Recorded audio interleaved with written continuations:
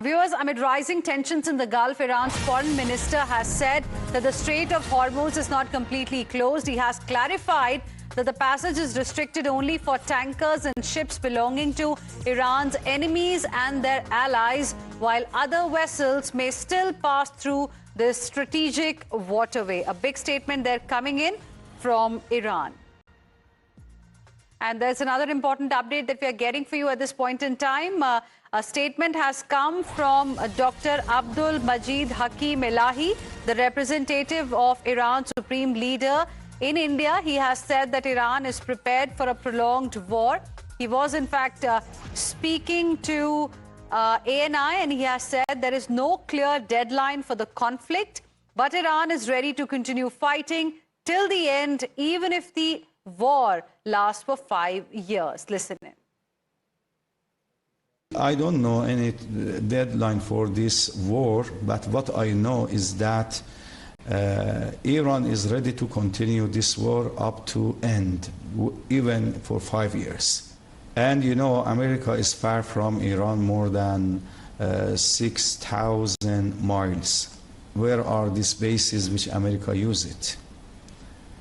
Exactly, America established 33, and yesterday I heard from some American senators is 45 bases around Iran. What America wants from this regime, what wants to do? The missiles which came to Minab and killed 175 innocent girls, it came from Bahrain. And we have some more breaking inputs coming in at this point in time.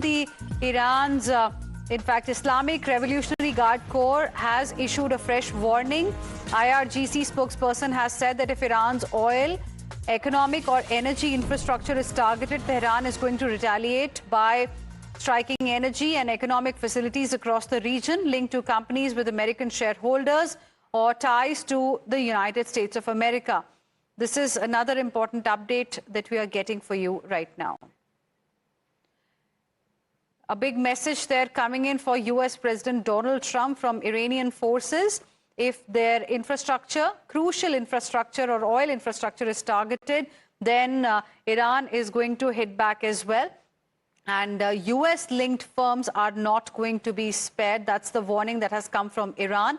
And big one coming in from IRGC, wherein the spokesperson has said that if Iran's oil, economic or energy infrastructure is targeted, then Tehran will retaliate by striking energy and economic facilities across the region linked to America.